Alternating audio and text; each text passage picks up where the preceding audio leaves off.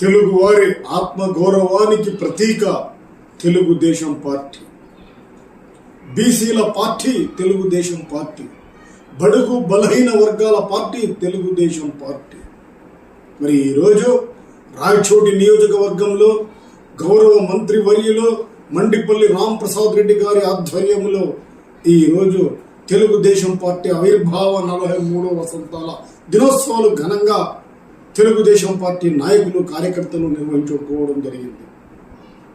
అప్పట్లో తెలుగువారి ఆత్మగౌరవం దెబ్బతింటున్న సమయంలో, తెలుగు వారికి దిక్కు తోచని పరిస్థితులలో అప్పట్లోనే విలాసవంతమైన జీవితం గడుపుతున్న కీర్తిశేషులు స్వర్గీయ నందమూరి తారక రామారావు గారు స్టూడియోలో షూటింగ్ సమయంలో ఉన్నప్పుడు మా తెలుగు వారు వెళ్ళి, సార్ తెలుగు వారి ఆత్మగౌరవాన్ని కాపాడండి అని అడిగితే ఆయన ఒక్క మాట కూడా ఆలోచించకుండా తెలుగు వారి ఆత్మగౌరవాన్ని కాపాడతామని చెప్పి 1982 మార్చి 29వ తేదీన తెలుగుదేశం పార్టీని స్థాపించడం జరిగింది.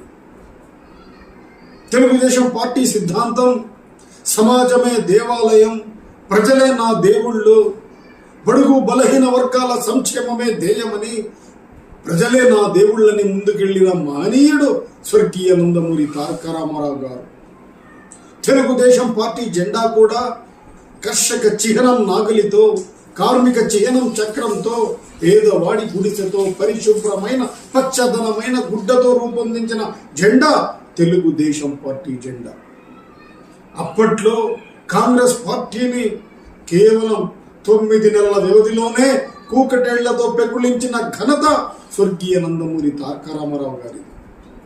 ఆయన ప్రవేశపెట్టిన పథకాలు ₹2 కిలో బియ్యం అయితేనేమి, జనతా వస్త్రాలు అయితేనేమి, మహిళలకు ఆస్తిలో సమాన వాటా అయితేనేమి, విద్యార్థులకు ఫీజు రియంబర్స్మెంట్ అయితేనేమి, ఇలా ఎన్నో పథకాలు ప్రవేశపెట్టి ప్రజల గుండెల్లో చిరస్మరణీయుడయ్యాడు.